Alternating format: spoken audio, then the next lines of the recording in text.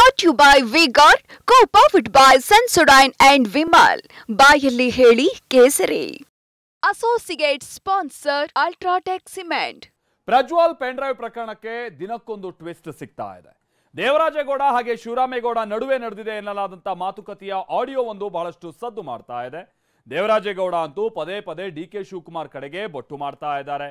ಈಗ ಆ leak ಆಗಿದ್ದಂತ audio ಬೆನ್ನಲ್ಲೇ ಸುದ್ದಿಗೋಷ್ಠಿ ನಡೆಸಿರುವಂತ HD ಕುಮಾರಸ್ವಾಮಿ ಹೊಸ ಬಾಂಬ್ ಒಂದನ್ನು ಸಿಡಿಸಿದ್ದಾರೆ. ಸುಮಾರು 45 ಜನರ ಫೋನ್ ಅನ್ನ ಟ್ಯಾಪ್ ಮಾಡಲಾಗ್ತಾ ಇದೆ ಅಂತ ಆರೋಪಿಸಿದ್ದಾರೆ. ಹಾಗಾದ್ರೆ ಏನಿದು ಫೋನ್ ಕದ್ದಾಲಿಕೆ? ಇದಕ್ಕೆ ಕಾಂಗ್ರೆಸ್ ನಾಯಕರ ತಿರುಗೇಟೇನಿತ್ತು? ಇಲ್ಲಿದೆ ನೋಡಿ report.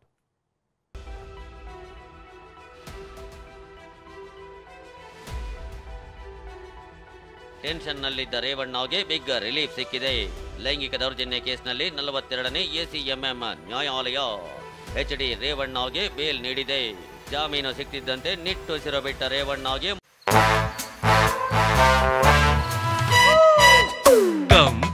Come my love, please don't say no baby, come my love. V-Guard ನ air coolers extra large cooling pad ನೊಂದಿಗೆ ಇದು ಎಂತೆಂಥವರನ್ನು ಕೂಲ್ ಆಗಿಸುತ್ತೆ. V-Guard air coolers, long lasting cooling.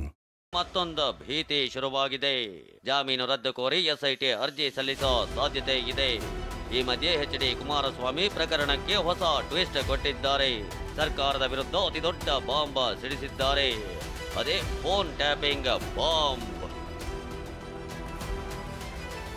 ನನ್ನ ಸುತ್ತಮುತ್ತ ಇರ್ತಕ್ಕಂಥವ್ರು ಯಾರಿದ್ದಾರೆ ಅವರ ಎಲ್ಲರೂ ಫೋನು ಟ್ಯಾಪ್ ಮಾಡ್ತಾರೆ ಅಂತ ಮುಟ್ಟಾಳ ಕೆಲಸಕ್ಕೆ ನಮ್ಮ ಸರ್ಕಾರ ಹೋಗಿಲ್ಲ. ರೇವಣ್ಣ ಅವ್ರ ಫೋನ್ ಟ್ಯಾಪ್ ಅಲ್ಲಿ ಏನು ಅವ್ರೇನ ಇದ್ದ ಟೆರರಿಸ್ಟ್ಗಳ 45 ಜನರ ಫೋನ್ ಕದ್ದಾಲಿಕೆ. HDಗೆ ಗಂಭೀರ ಆರೋಪ. ನಮ್ಮವರ ಫೋನ್ ಟ್ಯಾಪಿಂಗ್ ಆಗ್ತಿದೆ ಎಂದ ಕುಮಾರಸ್ವಾಮಿ. ಅಂತ ಮುಠಾಳ ಕೆಲಸ ಮಾಡಲ್ಲ ಅಂತ DK ತಿರುಗೇಟು. ರಾಜ್ಯ ರಾಜಕೀಯದಲ್ಲಿ ಸಂಚಲನ ಸೃಷ್ಟಿಸಿರೋ ಪ್ರಜ್ವಲ್ ಪ್ರಕರಣ JDS ಮತ್ತು ಕಾಂಗ್ರೆಸ್ ನಾಯಕರ ವಾಕ್ಯುದ್ಧ.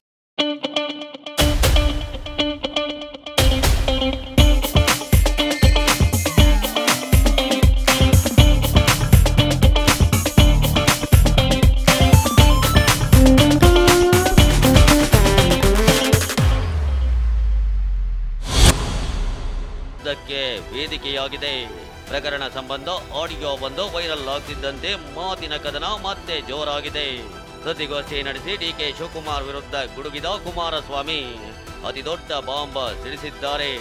ನನ್ನ ಮತ್ತು ರೇವಣ್ಣ ಮೊಬೈಲ್ ಸೇರಿದಂತೆ 45 ಜನರ ಫೋನ್ ಟ್ಯಾಪಿಂಗ್ ಮಾಡ್ತಿದ್ದಾರೆ ಅಂತ ಗಂಭೀರ ಆರೋಪ ಮಾಡಿದ್ದಾರೆ.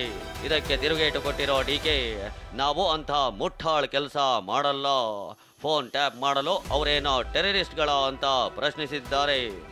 ನಮ್ಮ ಫೋನಲ್ಲಿ ಟ್ರ್ಯಾಪ್ ಇದರಲ್ಲಿ ಇಟ್ಟವರು ಗೊತ್ತಿದೆ ನಮಗೆ. ಸುಮಾರು 45 ಜನದ್ದು ನನ್ನ ಸುತ್ತಮುತ್ತ ಇರ್ತಕ್ಕಂಥವ್ರು ಯಾರಿದ್ದಾರೆ ಅವರ ಎಲ್ಲರ ಫೋನು ಟ್ಯಾಪಿಂಗ್ ಆಗಿ ನನಗೆ ಯಾರೋ ಗೊತ್ತಿದೆ. ಬಹುಶೇಶ್ವರ ಅವ್ರ ಮಾಹಿತಿ ನನ್ನ ಫೋನ್ಗಳಲ್ಲಿ ಏನೇ ಚರ್ಚೆ ಮಾಡ್ತೀನಿ ಅಲ್ಲೆಲ್ಲ ಅವ್ರ ಮಾಹಿತಿ ಇರ್ತದೆ. ರೇವಣ್ಣ ಅವ್ರ ಫೋನು ಟ್ಯಾಪಲ್ಲೇ. ಈ ಆಧುನಿಕ ಇದು ತಗೊಳ್ಳೋಣ. ಇದು ಇನ್ವರ್ಟರ್ AC. ನೀವು ಗ್ಯಾಮ್ಲರ್ ಅಲ್ವಾ? ಗ್ಯಾಮ್ಲರ್ ಜೂಜಾಡ್ತಿರಲ್ವಾ? ನೀವು ಜೂಜಾಡ್ತೀರಾ? ಇಲ್ಲ, ಯಾರು ಏನು ಹೇಳಿದ್ರು ಅಂತ ನೀನು ಎಷ್ಟು ಕಾಸ್ಟ್ಲಿ ಹಾಗೂ ಡೆಲಿಕೇಟ್ AC ತಗೊಂಡು ಸ್ಟೆಬಿಲೈಸರ್ ತಗೊಳ್ಳಿಲ್ಲ ಅಂದ್ರೆ ಇದು ಜೂಜಾಟ ತಾನೇ. ಒಂದೇ ಫ್ಲಕ್ಚುಯೇಷನ್ ಗೆ ನಿಮ್ಮ ಇನ್ವರ್ಟರ್ AC ಪಾರ್ಟ್ಸ್ ಡ್ಯಾಮೇಜ್ ಆಗಬಹುದು. ಅದನ್ನು V-Guard ಉಪಯೋಗಿಸಿ ಸುರಕ್ಷಿತವಾಗಿರಿಸಿ. V-Guard, India's #1 stabilizer. ಹೊಸ ಫೋನ್ ತಗೊಂಡ್ರು 24 ಗಂಟೆ ಆ ಫೋನು ಟ್ಯಾಪ್ ಆಗ್ತದೆ. ಯಾರು ಅಂತ ಮುಟ್ಟಾಳ ಕೆಲಸಕ್ಕೆ ನಮ್ಮ ಸರ್ಕಾರ ಹೋಗುದಿಲ್ಲ.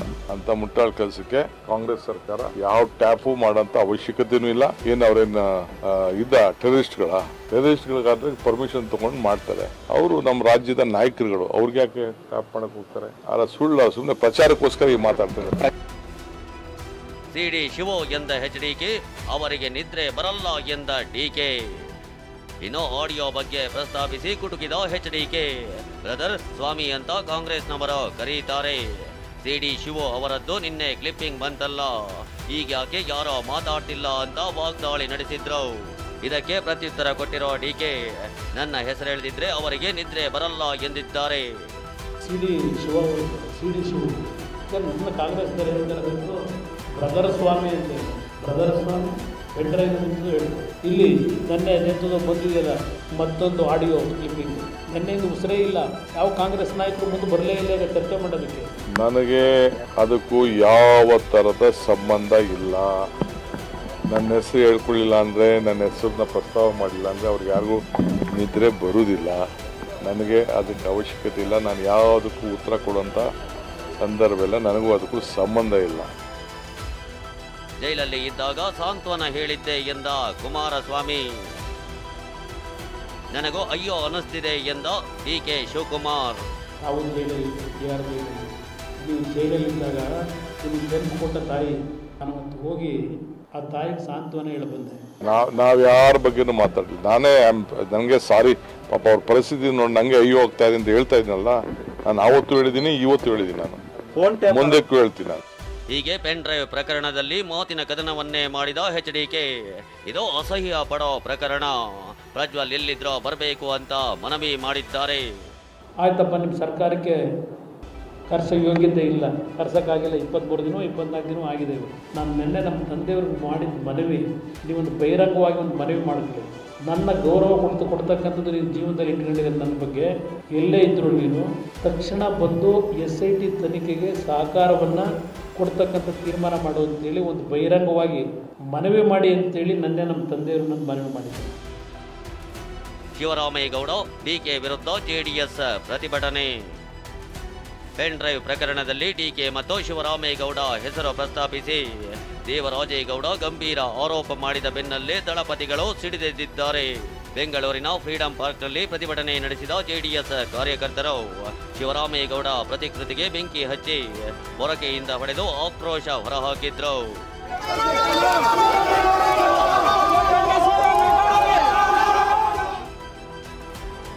ಡಿಕೆ ಮಾತನಾಡಿರುವುದಕ್ಕೆ ದಾಖಲೆ ಇದೆಯಾ ಎಂದ ಸಿಎಂ. ವಿಪಕ್ಷಗಳ ಆರೋಪಕ್ಕೆ ತಿರುಗೇಟು ಕೊಟ್ಟ ಸಿಎಂ ಸಿದ್ದರಾಮಯ್ಯ. ಡಿಕೆ ಮಾತಾಡಿದ್ದಾರೆ ಎನ್ನಲಾದ ಆಡಿಯೋ ಬಗ್ಗೆ ದಾಖಲೆ ಇದೆಯಾ ಅಂತ ಪ್ರಶ್ನೆ ಮಾಡಿದ್ದಾರೆ. ಇತ್ತ ಡಿಕೆ ಕೂಡ ನಾನು ಯಾರ ಜೊತೆಯೋ ಮಾತನಾಡಿಲ್ಲ ಎಂದಿದ್ದಾರೆ. ಆಡಿಯೋ ಯಾರು ರೀಡ್ ಮಾಡೋ ಎವಿಡೆನ್ಸ್ ಏನ್ರಿ ಇದೆ? ಏನು ಎವಿಡೆನ್ಸ್ ಯು ಹ್ಯಾವ್? ಅಥವಾ ಅಲಿಗೇಷನ್ ಮಾಡಿರೋರಿಗೆ ಎವಿಡೆನ್ಸ್ ಇದೆಯಾ? ಹೇಳ್ತಾರೆ ಅಷ್ಟೇ. BJP ಬಂದ ನಂತರ ಬಂದು ಭೇಟಿ ಮಾಡಬೇಕು ಅಂತ ಟೈಮ್ ಕೇಳಿದ್ರು. ನಾನು ಟೈಮ್ ಕೊಡಲಿಲ್ಲ. ಬಂದರು, ಒಂದು ನಿಮಿಷ ಯಾರ ತನೋ. ಸಂವೇದನಾಶೀಲತೆಯಿಂದ ತಕ್ಷಣವೇ ಆರಾಮ ಪಡೆಯಿರಿ. ಸೆನ್ಸೊಡೈನ್ ರ್ಯಾಪಿಡ್ ರಿಲೀಫ್ ಜೊತೆಗೆ. ಅರ್ಧ ನಿಮಿಷನೂ ನಾನು ಮಾತಾಡಿಲ್ಲ. ನನಗೂ ಪ್ರಜ್ಞೆ ಇದೆ. ಇನ್ನು ಬೌರಿಂಗ್ ಕ್ಲಬ್ನ ರೂಮ್ ನಂಬರ್ 110ರಲ್ಲಿ 5 ಕೋಟಿ ಅಡ್ವಾನ್ಸ್ ನೀಡಲು ಗೋಪಾಲಸ್ವಾಮಿ ಮೂಲಕ ಯತ್ನಿಸಿದ್ರು ಅಂತ ದೇವರಾಜೇಗೌಡ ಆರೋಪಿಸಿದ್ರು. ಈ ಬಗ್ಗೆ ಪ್ರತಿಕ್ರಿಯಿಸಿರೋ ಮಾಜಿ MLC ಗೋಪಾಲಸ್ವಾಮಿ ಬೌರಿಂಗ್ ಕ್ಲಬ್ನಲ್ಲಿ ರೂಮ್ ನಂಬರ್ 110 ಇಲ್ವೇ ಇಲ್ಲ ಎಂದಿದ್ದಾರೆ. ಈಗ ರೂಮ್ ನಂಬರ್ 110 ಇಲ್ಲ. DK ಶಿವಕುಮಾರ್ ಸ್ಪಷ್ಟ ನನ್ನ ಹತ್ರ ಈ ವಿಚಾರವಾಗಿ ಕಣಕಸ್ವ ಅಷ್ಟು ಧೈರ್ಯವಾಗಿ ನಾನು ಹೇಳ್ಬೇಕು. ನಾನು 25 ವರ್ಷ ರಾಜಕಾರಣ ಮಾಡ್ಬೇಕಲ್ಲ. ನಾಳೆ ಬಿಡ್ತೀರಾ ನೀವು? 5 ಕೋಟಿ ಕ್ಯಾಶ್ ತಗೊಂಡು ಹೋಗಿದ್ರು ಬಿಟ್ಬಿಡ್ತೀರಿ. ಇಲ್ಲ ನಾನು ಕದ್ದೋಡಾಡಿವೆ, ಸುಳ್ಳು ಹೇಳಿವೆ. ಯಾವುದೋ ಸುಳ್ಳು ಹೇಳ್ತಾನೆ, ಏನು ಎಂತೆಂಥರ ಕದ್ದರ್ ತಪ್ಸ್ಕೊಂಡು ಓಡಾಡ್ತಾರೆ. ದೇವರಾಜೇಗೌಡ ಮೊನ್ನೆ ಮಾಡಿದ ಆರೋಪ ವೈರಲ್ ಆಗ್ತಿರೋ ಆಡಿಯೋ ರಾಜಕೀಯ ಕೆಸರೆರಚಾಟಕ್ಕೆ ಕಾರಣವಾಗಿದೆ. ಇದು ಯಾವ ಹಂತ ತಲುಪುತ್ತೋ ಗೊತ್ತಿಲ್ಲ. Bureau report, TV9. ಇನ್ನು ರಾಜ್ಯದ ಜೋಡೆತ್ತು ಸರ್ಕಾರ ಇವತ್ತಿಗೆ 1 ವರ್ಷವನ್ನ ಪೂರೈಸಿದೆ. ಸಿಎಂ ಸಿದ್ದರಾಮಯ್ಯ ಸುದ್ದಿಗೋಷ್ಠಿಯನ್ನ ನಡೆಸಿ ಸರ್ಕಾರದ ಸಾಧನೆಯನ್ನ ಹೇಳ್ಕೊಂಡಿದ್ದಾರೆ. ಮತ್ತೊಂದು ಕಡೆ ಬಿಜೆಪಿ ನಾಯಕರು ರಾಜ್ಯ ಸರ್ಕಾರದ್ದು ಶೂನ್ಯ ಸಾಧನೆ ಅಂತೆಲ್ಲ ಗುಡುಗಿದ್ದಾರೆ ಕೂಡ. ಅದೇ ಬನ್ನಿ, ಈ 1 ವರ್ಷದ ಸಂಭ್ರಮ ಸರ್ಕಾರಕ್ಕೆ ಹೇಗಿದೆ, ಇದನ್ನು ಟೀಕೆ ಮಾಡುವಂತಹ ನಿಟ್ಟಿನಲ್ಲಿ ಈ ಸಂದರ್ಭವನ್ನು ಹೇಗೆ ಬಳಸ್ಕೊಂಡ್ರು ವಿಪಕ್ಷದವರು ನೋಡೋಣ.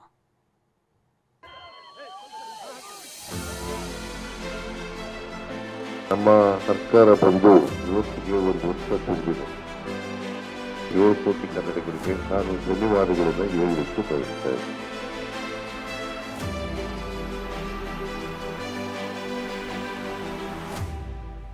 ವರ್ಷ ಅಧಿಕಾರದ ಚುಕ್ಕಾಣಿ ಹಿಡಿದು ಇವತ್ತಿಗೆ ಸಂಪೂರ್ಣವಾಗಿ 1 ವರ್ಷ. ರಾಜ್ಯದಲ್ಲಿ ಕಾಂಗ್ರೆಸ್ ಸರ್ಕಾರ ರಚನೆಯಾಗಿ ಇವತ್ತಿಗೆ 1 ವರ್ಷ ತುಂಬಿದೆ. ಕಳೆದ ವರ್ಷ ಇದೇ ದಿನ ಸಿಎಂ ಸಿದ್ದರಾಮಯ್ಯ, DCM DK ಸೇರಿದಂತೆ 8 ಮಂದಿ ಸಚಿವರು ಪ್ರಮಾಣ ವಚನ ಸ್ವೀಕರಿಸಿದರು. ಈ ಮೂಲಕ ಕಾಂಗ್ರೆಸ್ ಕರ್ನಾಟಕದ ಚುಕ್ಕಾಣಿ ಹಿಡಿದಿದೆ. ಹೀಗಾಗಿ ರಾಜ್ಯದ ಹಲವೆಡೆ ಕೈ ಕಾರ್ಯಕರ್ತರು ಸಿಹಿ ಹಂಚಿ ಸಂಭ್ರಮಿಸಿದರು. 1 ವರ್ಷ ಪೂರೈಸಿದ ಜೋಡೆತ್ತು ಸರ್ಕಾರ. ಗ್ಯಾರಂಟಿ ಗುಣಗಾನ ಮಾಡಿದ ಸಿದ್ದರಾಮಯ್ಯ. ವರ್ಷದ ಸಂಭ್ರಮಾಚರಣೆಯಲ್ಲಿರೋ ಸಿಎಂ ಸಿದ್ದರಾಮಯ್ಯ ಇಂದು ಸುದ್ದಿಗೋಷ್ಠಿ ನಡೆಸಿ ಸರ್ಕಾರದ ಸಾಧನೆಗಳ ಬಗ್ಗೆ ಸಂತಸ ಹಂಚಿಕೊಂಡರು. ಕೊಟ್ಟ ಮಾತಿನಂತೆ 5 ಗ್ಯಾರಂಟಿ ಅನುಷ್ಠಾನಕ್ಕೆ ತಂದಿದ್ದೀವಿ. ಈ ವರ್ಷ ಗ್ಯಾರಂಟಿಗಾಗಿ 36,000 ಕೋಟಿ ಖರ್ಚು ಮಾಡಿದ್ದೀವಿ ಅಂತ. ಇಷ್ಟೇ ಅಲ್ಲದೆ ಕಾನೂನು ಸುವ್ಯವಸ್ಥೆ ಹದಗೆಟ್ಟಿದೆ ಅಂತಿರೋ ಬಿಜೆಪಿ ಹೇಳಿಕೆಗೂ ತಿರುಗೇಟು ಕೊಟ್ಟಿದ್ದಾರೆ. ನಾವು ಅಧಿಕಾರಕ್ಕೆ ಬಂದ 9 ತಿಂಗಳ ಒಳಗಡೆ ಎಲ್ಲ 5 ಗ್ಯಾರಂಟಿಗಳನ್ನು ಕೂಡ ಬಹಳ ವಿಶೇಷ ಏನಪ್ಪಾ ಅಂತಂದ್ರೆ ಮಧ್ಯವರ್ತಿಗಳ ಹಾವಳಿ ಇಲ್ಲ. ಬಿಜೆಪಿಯವರು ಮಾಡತಕ್ಕಂಥ ಆರೋಪಗಳಿದಾವಲ್ಲ, ಆ ಆರೋಪಗಳು ಆಧಾರರಹಿತವಾದಂತ ಆರೋಪಗಳು, ಸುಳ್ಳು ಆರೋಪಗಳು. ಸಿಎಂ ಧನ್ಯವಾದ ಹೇಳಿದ್ದು ಕೊಲೆಗಡಕರಿಗೋ ಅಂತ ಅಶೋಕ್ ತಿರುಗೇಟು. 1 ವರ್ಷ ಪೂರೈಸಿದ್ದಕ್ಕೆ ಸಿಎಂ ಸಿದ್ದರಾಮಯ್ಯ ಜನತೆಗೆ ಧನ್ಯವಾದ ಹೇಳಿದ್ರು. ಇದನ್ನೇ ಅಸ್ತ್ರವಾಗಿಸಿಕೊಂಡ ವಿಪಕ್ಷ ನಾಯಕ ಆರ್ ಅಶೋಕ್ ಸಿಎಂ ಧನ್ಯವಾದ ಹೇಳಿದ್ದು ಕೊಲೆಗಡುಕರಿಗ ಗೊತ್ತಿಲ್ಲ ಅಂತ ಲೇವಡಿ ಮಾಡಿದ್ದಾರೆ.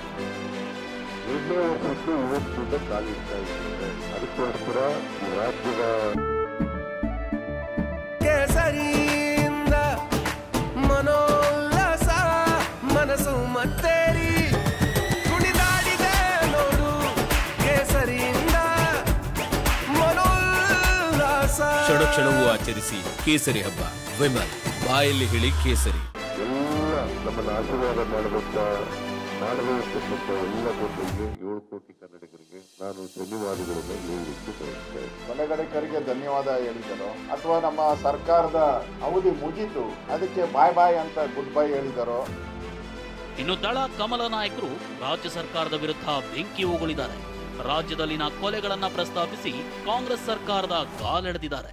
ಕಳೆದ 7-8 ತಿಂಗಳುಗಳಿಂದ ಯಾವ ರೀತಿ ಕ್ರೈಮ್ ರೇಟ್ ರಾಜ್ಯದಲ್ಲಿ ಜಾಸ್ತಿ ಆಗ್ತಾ ಇದು ಕೂಡ ನೋಡ್ತಾ ಇದ್ದೇವೆ. ಕಳೆದ 3-4 ತಿಂಗಳುಗಳಿಂದ ಕರ್ನಾಟಕ ರಾಜ್ಯದಲ್ಲಿ 450ಕ್ಕೂ ಹೆಚ್ಚು ಕೊಲೆ ಪ್ರಕರಣಗಳು ನಡೆದಿರ್ತಕ್ಕಂಥ ಕಳೆದ 1 ವರ್ಷದ ಸರ್ಕಾರದ ಆಡಳಿತ ಐಸಿಎಲ್ ಸರ್ಕಾರ ಇದೆ.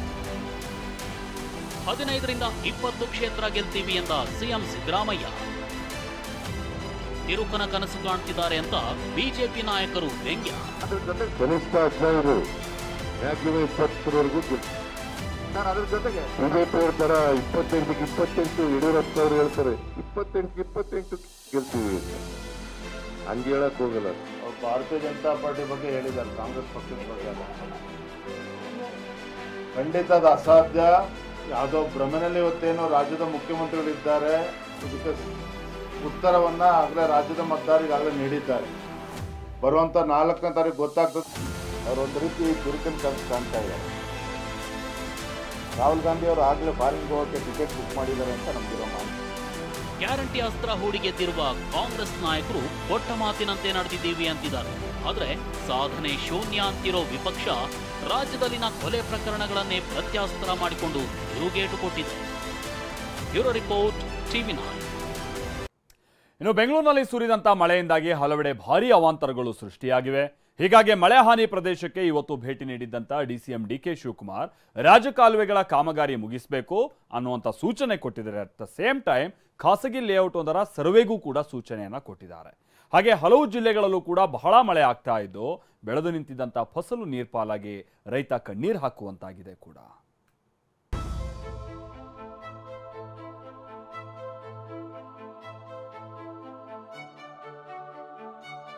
ಬೆಂಗಳೂರಿನ ಮಳೆ ಹಾನಿ ಪ್ರದೇಶದಲ್ಲಿ ಡಿಕೆ ರೌಂಡ್ಸ್.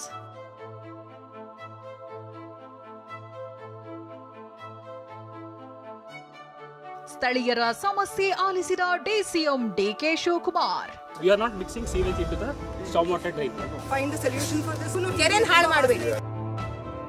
ಬೆಂಗಳೂರಿನಲ್ಲಿ ನಿತ್ಯ ಸುರಿಯುತ್ತಿರೋ ಮಳೆ ಅವಾಂತರಗಳನ್ನೇ ಸೃಷ್ಟಿಸಿದೆ. ಯಲಹಂಕದ ನಾರ್ತ್ ವುಡ್ ವಿಲ್ಲಾ ನಿವಾಸಿಗಳ ಸಮಸ್ಯೆ ಹೇಳತೀರದಾಗಿದ್ದು ಪ್ರವಾಹದ ನೀರಲ್ಲಿ ಹಾವುಗಳು ತೇಲಿ ಬರ್ತಿವೆ. ವಿಲ್ಲಾಗಳು ಕೆಸರುಮಯವಾಗಿವೆ. ಟಿವಿ9 ನಿರಂತರವಾಗಿ ವರದಿ ಪ್ರಸಾರ ಮಾಡ್ತಿದ್ದಂತೆ ಮತ್ತು ಡಿಸಿಎಂ ಡಿಕೆ ವಿಸಿಟ್ ಮಾಡ್ತಾರೆ ಅಂತ ಗೊತ್ತಾಗ್ತಿದ್ದಂತೆ ಬಿಬಿಎಂಪಿ ಸಿಬ್ಬಂದಿ ನೀರು ತೆರವು ಮಾಡಿದ್ದಾರೆ. ಮಧ್ಯಾಹ್ನದ ಬಳಿಕ ಸಿಟಿ ರೌಂಡ್ಸ್ ಆರಂಭಿಸಿದ DK Shivakumar North Wood Villa ನಿವಾಸಿಗಳ ಸಮಸ್ಯೆ ಆಲಿಸಿದ್ರು. ಸ್ಥಳೀಯರಿಂದ ದೂರು ಸ್ವೀಕರಿಸಿದ್ರು.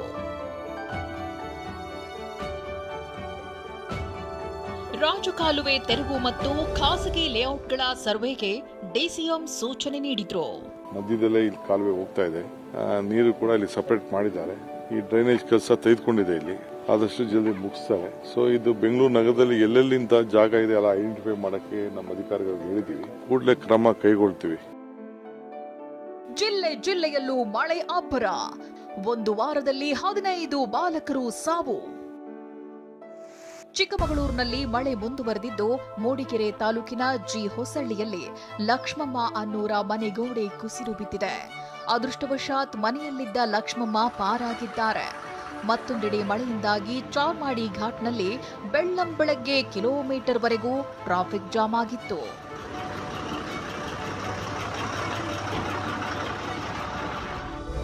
ದಾವಣಗೆರೆ ಜಿಲ್ಲೆ ಜಗಳೂರು ತಾಲೂಕಿನ ಕಾನನಕಟ್ಟೆ ಗ್ರಾಮದಲ್ಲಿ ದುರಂತವೊಂದು ತಪ್ಪಿದೆ.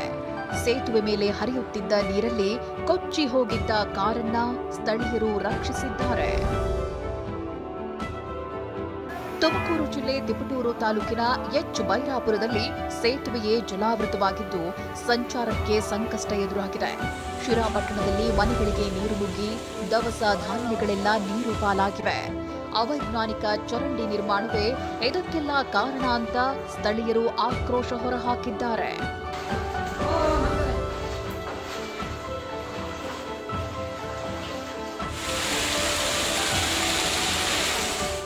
ಇನ್ನು ಕೋಲಾರ ತಾಲೂಕಿನ ಮಲ್ಲಸಂದ್ರ ಗ್ರಾಮದಲ್ಲಿ ಮಳೆ ನೀರಿನ ರಭಸಕ್ಕೆ ಸೌತೆಕಾಯಿ, ಬೀನ್ಸ್, ಹೂವಿನ ಬೆಳೆಗಳು ಕೊಚ್ಚಿ ಹೋಗಿವೆ. ಮೈಸೂರಿನ ಹುಣಸೂರು ತಾಲೂಕಿನಲ್ಲೂ ತಂಬಾಕು, ಶುಂಠಿ ಬೆಳೆ ಹಾನಿಯಾಗಿದೆ.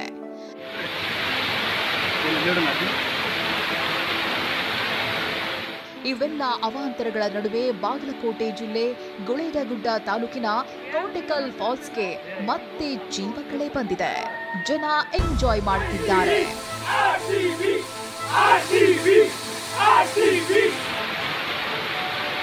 Bureau report TV9. 6 ರಾಜ್ಯ 2 ಕೇಂದ್ರಾಡಳಿತ ಪ್ರದೇಶದ 49 ಕ್ಷೇತ್ರಗಳಲ್ಲಿ 5ನೇ ಹಂತದ ಮತದಾನ ಇವತ್ತು ನಡೆದಿದೆ. 695 ಅಭ್ಯರ್ಥಿಗಳ ಭವಿಷ್ಯ ಮತಯಂತ್ರದಲ್ಲಿ ಭದ್ರವಾಗಿದೆ. ಮುಂಬೈನ ಮತೋತ್ಸವಕ್ಕೆ ಇವತ್ತು ತಾರಾ ಮೆರಗು ಬಂದಿತ್ತು. ಬಾಲಿವುಡ್ ತಾರೆಯರು ಬಂದು ಮತದಾನ ಮಾಡಿದರು.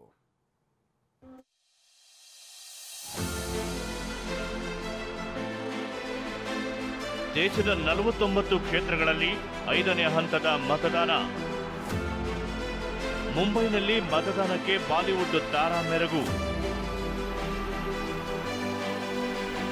ಮಹಾರಾಷ್ಟ್ರದ 13 ಲೋಕಸಭಾ ಕ್ಷೇತ್ರಗಳ ಅಭ್ಯರ್ಥಿಗಳ ಭವಿಷ್ಯ ಇಂದು ನಿರ್ಧಾರವಾಗಿದೆ. ಬಾಲಿವುಡ್ನ ಘಟಾನುಘಟಿ ಸ್ಟಾರ್ಗಳೇ ಮತದಾನ ಮಾಡಿದ್ದಾರೆ. ನಟ ಅಮೀರ್ ಖಾನ್ ಮತ್ತು ಕಿರಣ್ ರಾವ್ ಇಬ್ರು ಜೊತೆಯಾಗಿ ಬಂದು ಮತ ಚಲಾಯಿಸಿದರೆ ಸೈಫ್ ಅಲಿ ಖಾನ್, ಕರೀನಾ ಕಪೂರ್, ದೀಪಿಕಾ ಪಡುಕೋಣೆ ಮತ್ತು ರಣವೀರ್ ಸೇರಿದಂತೆ ದಂಪತಿ ನಟ ನಟಿಯರು ತಮ್ಮ ಹಕ್ಕು ಚಲಾವಣೆ ಮಾಡಿದರು.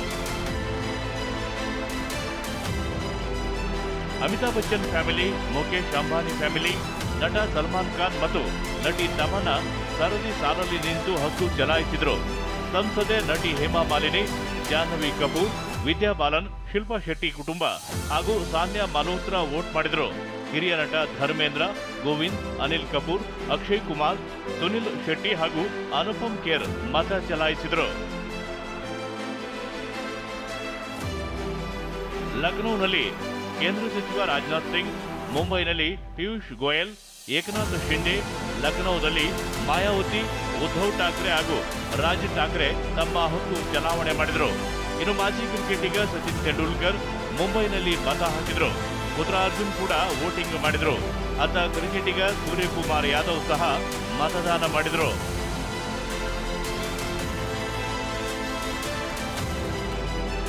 ಪುರಿ ಜಗನ್ನಾಥನಿಗೆ ಪ್ರಧಾನಿ ನರೇಂದ್ರ ಮೋದಿ ಪೂಜೆ. ಇತರ ಚುನಾವಣೆ ಘೋಷಣೆಯಾದ ಬಳಿಕ ಪ್ರಧಾನಿ ಮೋದಿ ಕಾಲಿಗೆ ಚಕ್ರ ಕಟ್ಟಿಕೊಂಡವರಂತೆ ಪ್ರಚಾರದಲ್ಲಿ ತೊಡಗಿದ್ದಾರೆ. ಇಂದು ಕೂಡ ಒಡಿಶಾದ ಪುರಿಯಲ್ಲಿ ಬೃಹತ್ ರೋಡ್ ಶೋ ನಡೆಸಿದ್ದಾರೆ. ಇದಕ್ಕೂ ಮೊದಲು ಮೋದಿ ಪುರಿ ಜಗನ್ನಾಥನಿಗೆ ಪೂಜೆ ಸಲ್ಲಿಸಿ ಪ್ರಾರ್ಥಿಸಿದರು. ರಾಯ್ಬರೇಲಿ ಮತಗಟ್ಟೆಗಳಿಗೆ ರಾಹುಲ್ ಗಾಂಧಿ ಭೇಟಿ. ರಾಯ್ಬರೇಲಿ ಕ್ಷೇತ್ರದಿಂದ ರಾಹುಲ್ ಗಾಂಧಿ ಅಖಾಡಕ್ಕಿಳಿದಿದ್ದಾರೆ. ಇಂದು ಮತದಾನದ ವೇಳೆ ರಾಹುಲ್ ಮತಗಟ್ಟೆಗಳಿಗೆ ಭೇಟಿ ಕೊಟ್ಟಿದ್ರು. ರಾಹುಲ್ ಗಾಂಧಿಯನ್ನ ಕಂಡ ಮತದಾರರು ಸೆಲ್ಫಿ ತೆಗೆಸಿಕೊಂಡು ಖುಷಿ ಪಟ್ಟರು. ಈ ವೇಳೆ ಜನಸಾಮಾನ್ಯರೊಂದಿಗೆ ಮಾತುಕತೆ ನಡೆಸಿದ್ರು. ಇದಕ್ಕೂ ಮೊದಲು ರಾಗ ರಾಯ್ಬರೇಲಿಯ ಪಿಪ್ಲೇಶ್ವರ ಹನುಮಾನ್ ದೇವಾಲಯದಲ್ಲಿ ಪೂಜೆ ಸಲ್ಲಿಸಿದರು.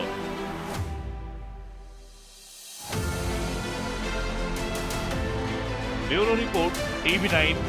ಇನ್ನು ಎಲ್ಲರೂ ನಿದ್ದೆ ಮಾಡ್ತಾ ಇದ್ದಾಗ ಅವರು ಪಾರ್ಟಿ ಮಾಡ್ತಾ ಇದ್ರು. ನಶೆಯಲ್ಲಿ ತೇಲಾಡ್ತಾ ಇದ್ದವರಿಗೆ ಸಿಸಿಬಿ ಪೊಲೀಸರ ತಂಡ ಶಾಕ್ ಕೊಟ್ಟಿತ್ತು. ರಾಜಧಾನಿ ಬೆಂಗಳೂರಿನಲ್ಲಿ ನಡೀತಾ ಇದ್ದಂತಹ ರೇವ್ ಪಾರ್ಟಿಯಲ್ಲಿ ದೊಡ್ಡವರೇ ಭಾಗಿಯಾಗಿದ್ರು. ಸಿನಿಮಾ ನಟ ನಟಿಯರು, ರಾಜಕಾರಣಿಗಳ ಪುತ್ರರು ಕೂಡ ಇದ್ರು. ಹಾಗಿದ್ರೆ ಆಪರೇಷನ್ ರೇವ್ ಪಾರ್ಟಿ ಹೇಗಿತ್ತು ಬನ್ನಿ ತೋರಿಸ್ತೀವಿ.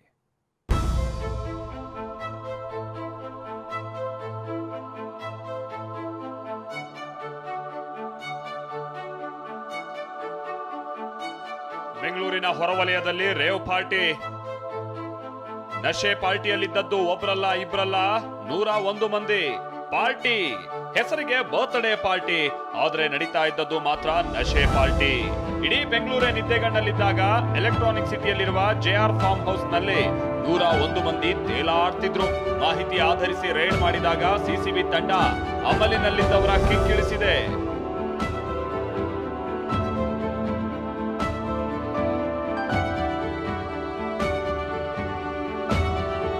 ಹೈದರಾಬಾದ್ ಮೂಲದ ವಾಸು ಅನ್ನೋರ ಹೆಸರಿನಲ್ಲಿ ಆಯೋಜಿಸಲಾಗಿದ್ದಂತ ಪಾರ್ಟಿಯಲ್ಲಿ ದೊಡ್ಡವರೇ ಭಾಗಿಯಾಗಿದ್ರು. ನಶೆ ಪಾರ್ಟಿಯಲ್ಲಿ ಮಾಡೆಲ್ಗಳು, ನಟ ನಟಿಯರು, ಟೆಕ್ಕಿಗಳು, ರಾಜಕಾರಣಿಗಳು ಸೇರಿದ ಹಾಗೆ ಹಲವರು ಭಾಗಿಯಾಗಿದ್ದರು. ಬೆಚ್ಚಿ ಬೀಳುವ ವಿಷಯ ಅಂದ್ರೆ ಪಾರ್ಟಿ ನಡೀತಾ ಇದ್ದ ಸ್ಥಳದಲ್ಲಿ 17 MDMA ಮಾತ್ರೆ, ಕೊಕೇನ್ ಪತ್ತೆಯಾಗಿದೆ. ಅಲ್ಲದೆ 15 ಐಷಾರಾಮಿ ಕಾರ್ಗಳು ಪತ್ತೆಯಾಗಿದ್ದು, ಒಂದು ಬೆನ್ಸ್ ಕಾರ್ನಲ್ಲಿ ಆಂಧ್ರ ಶಾಸಕ ಕಾಕನಿ ಗೋವರ್ಧನ ರೆಡ್ಡಿ ಹೆಸರಿನ ಪಾಸ್ ಕೂಡ ಸಿಕ್ಕಿದೆ. ಇನ್ನು ಪಾರ್ಟಿ ಆಯೋಜಕ ವಾಸು ಸೇರಿ 5 ಅರೆಸ್ಟ್ ಕೂಡ ಮಾಡಲಾಗಿದೆ. ಈ ಒಂದು ಮಾದಕ ವಸ್ತುಗಳನ್ನ ಬಳಸ್ತಾ ಇರತಕ್ಕಂಥದ್ದು ಕಂಡು ಬಂದಿದ್ದು, ಅದಕ್ಕೆ ಸಂಬಂಧಿಸಿದಂತೆ 5 ಜನರನ್ನ ಬಂಧಿಸಿ ಸ್ಥಳದಲ್ಲಿ ಮಾದಕ ವಸ್ತು ಸೇವನೆಯ ಬಗ್ಗೆ ಕೂಡ ತನಿಖೆಯನ್ನು ಕೈಗೊಳ್ತಾ ಇದ್ದಾರೆ. ಫಾರ್ಮ್ ಹೌಸ್ ನಿಂದಲೇ ವಿಡಿಯೋ ಮಾಡಿ ಹೇಮಾ ನಾಟಕ. ಇನ್ನು ಇಂದಿನ rave party raid main highlight ಅಂತ ಅಂದ್ರೆ ತೆಲುಗಿನ ಮಾದಕ ನಟಿ ಹೇಮಾ. ಇದೇ ಹೇಮಾ ರೇವ್ ಪಾರ್ಟಿಯಲ್ಲಿದ್ರು ಅನ್ನೋ ವದಂತಿಯೂ ಹಬ್ಬಿತ್ತು. ಆದ್ರೆ ಈ ಬಗ್ಗೆ స్పష్టನೆ కొట్ట హేమా తావు ఆంధ్రదల్లిరోదాగి ಹೇಳಿದ್ದರು. నేను ఎక్కడికి వెళ్ళలేదు, నేను హైదరాబాద్లోనే ఉన్నాను. సో ఒక ఫామ్ హౌస్లో ఎంజాయ్ చేస్తున్నాను, చిల్ అవుతున్నాను. సో నా మీద వచ్చే న్యూస్ ఫేక్ న్యూస్, అది అక్కడ మరి ఎవరున్నారో ఏమో నాకు తెలియదు. సో అది ఫేక్ న్యూస్ అండి, అవన్నీ ನಮ್ಮೊದ್ದು. ವಿಷಯ ಅಂದ್ರೆ ಪಾರ್ಟಿ ನಡೆದ ಫಾರ್ಮ್ ಹೌಸ್ ನಲ್ಲೇ ಶೌಚಾಲಯಕ್ಕೆ ಹೋಗೋದಾಗಿ ಹೇಳಿದ್ದ ಹೇಮಾ ಸಿಸಿಬಿಗೆ ಯಾಮಾರಿಸಿ ವಿಡಿಯೋ ಮಾಡಿದ್ರು ಎನ್ನಲಾಗಿದೆ. ಫಾರ್ಮ್ ಹೌಸ್ ನಲ್ಲೇ ವಿಡಿಯೋ ಮಾಡಿ ಆಂಧ್ರದಲ್ಲಿರೋದಾಗಿ ಸುಳ್ಳು ಹೇಳಿದಾರಂತೆ. ತನ್ನ ಹೆಸರು ಹೇಳದಂತೆ ಅಧಿಕಾರಿಯ ಕಾಲಿಗೆ ಬಿದ್ದು ಹೇಮಾ ಅಳಲು ತೋಡ್ಕೊಂಡಿದ್ದಾರಂತೆ.